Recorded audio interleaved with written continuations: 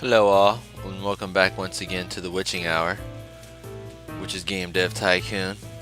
Let me just sit back and relax, slip out of these clothes, and we'll get started.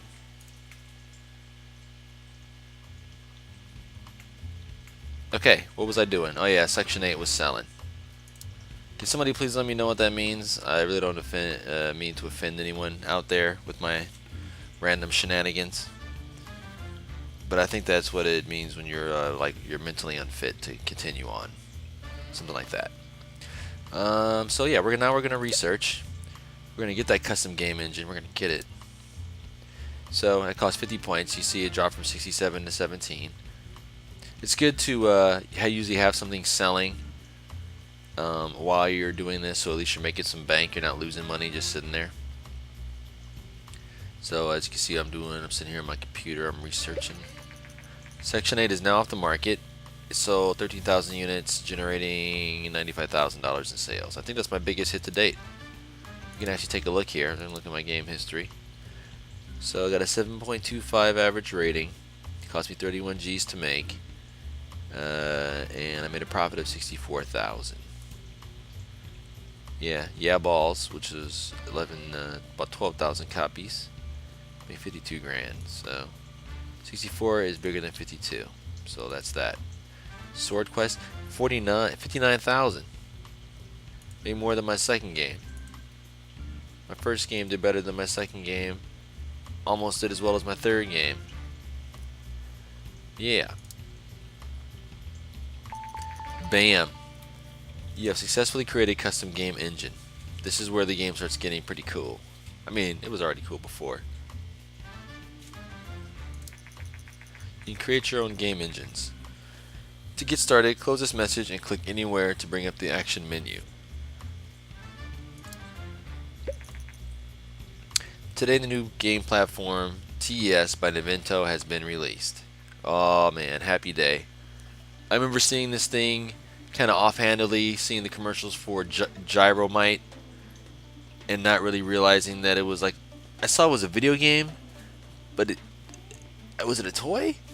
And that was kind of the whole point. And if you're interested in this, just look up the history of Nintendo. There's also a pretty good documentary about it, but I can't remember what it's called. But just Google it, history of Nintendo, and you'll find some really cool stuff. Interesting story. Maybe I'll cover that. Maybe I'll do my own all your history type series, since Machinima seems to drop the ball on that. But it's okay. But maybe I'll do my own. New research available, the gamepad. Yeah, let's definitely research that. So we're going to research the gamepad. It's going to cost 10 research points, which we have, and $20,000, which we have. Because we're doing alright. We've more than doubled our money. I got $180,000 in the bank right now. Starting off with 70. Well, not more than doubled, but we're doing pretty well. So we're going to research the gamepad. We're going to add that into our new engine as well.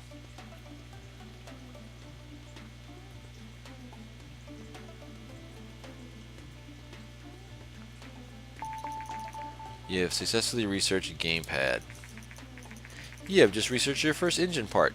To be able to use this in your games, you need to create a new engine which includes this part. I'm probably not going to create an engine just yet. I'm going to do a little contract work. Find something light. This is 26 points. I probably can't do that by myself yet. This is 27. I probably can't do that by myself yet. So contracts look a little hard for me right now.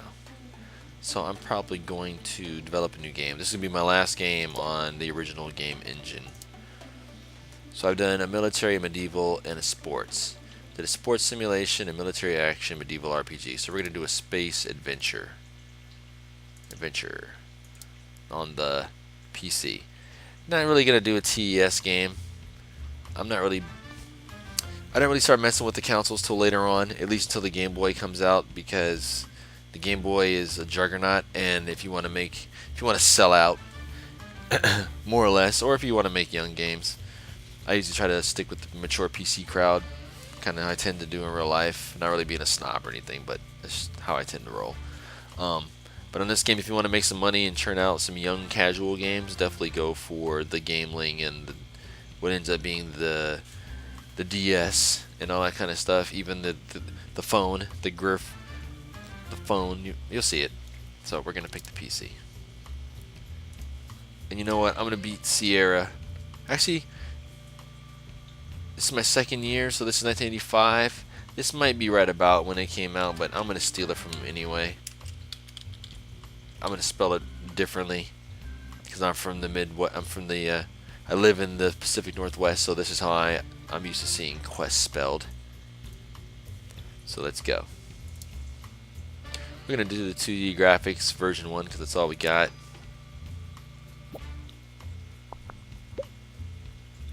Story and Qwest, of course. Story and Qwest and Space Quest was awesome. The engine was cool because you could type in all different kind of stuff and move around. The gameplay, honestly, wasn't all that great in the Space Quest games. At least the first one. But it was cool because the engine and the story were so awesome. So we're going to do that.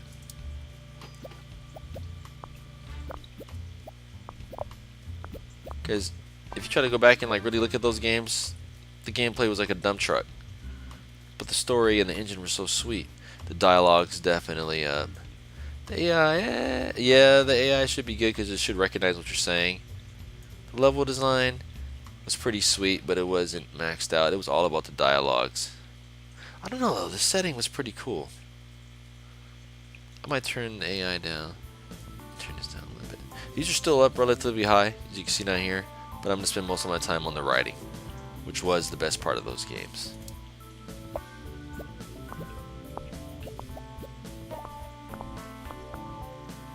I am barely generating any points. My dude is a complete... Oh boy, this one might tank on me. World design on those games was awesome. Graphics were awesome. Sound, like I said, it was that version 1 PC sound at bleep, bleep. That horrible sounding PC sound. So, let's go.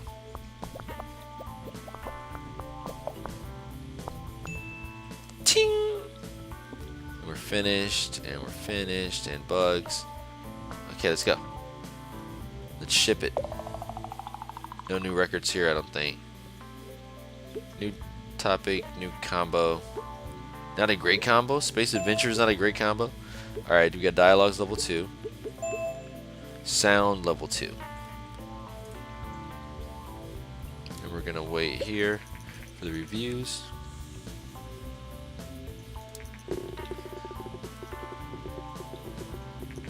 Nice. I'll take a 7. What? Fun stages. What? Just focus on dialogue, serve game well, alright. Falls a bit short, man, what? Okay. It's still gonna sell, and that's all I wanted. Alright, now we're gonna create... Let's see, research anything? No, I can't research anything just yet. Now we're gonna create our hotness. Oh wow, this is gonna break me.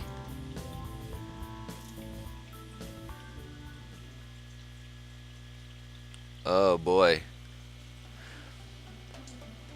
But I'm about to make some money, so we're gonna do with the version 2 graphics, the mono sound.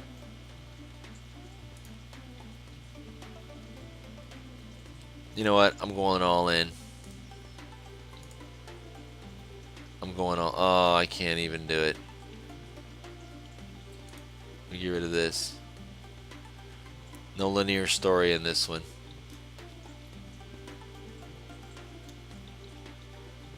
Or no, you know what? I'm gonna just wait for my money to come in.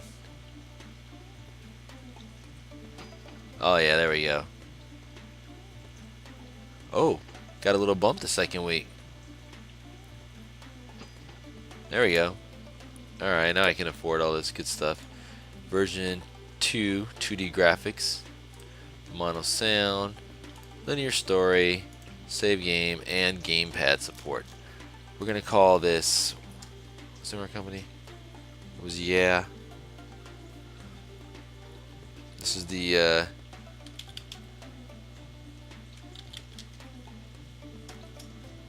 if I could spell. This is the Yeah whatever 1.0 engine.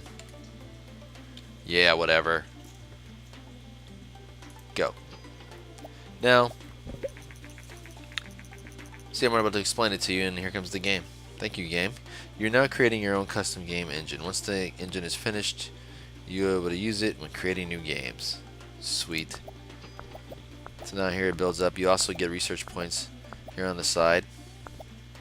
Thank goodness Space Quest is selling decently. It's just about covering my monthly expenses, kind of.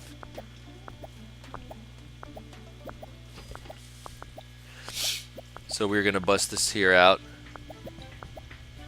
and then we will take a little bit of a breather.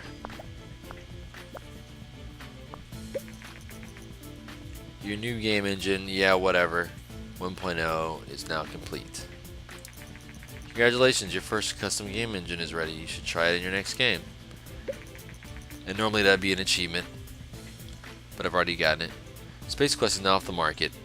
It sold 15,000 units and generated 107,000 in sales. So hey, actually that was my most successful game to this point, and it bought me a little breathing room. I got $60,000 to kind of mess around with. Okay, so I think we're going to end it right here, and I'll catch you on the next playthrough. Uh-oh, what's this? The recently released TES console by Nintenvto has proven to be a massive success. Sales numbers have exceeded expectations by far. Yeah, it was kind of a big deal, dude. Probably more than any other system has ever been since then, honestly. Even before it smashed harder than the Atari. The Atari hit hard, man. And as one customer says, I love the games that come with the TES, and playing with a controller is so much more fun than a keyboard. Man, I gotta tell you, that Nintendo controller when it came out rocked the world harder than anything. Like, more than a Kinect, more than HD graphics, more than online play. Just that little tiny, this little tiny controller right here just turned everything so upside down. I can go on and on about that, and maybe I will one day. But for now, I'll cut this short. And I will see you next time. Bye-bye.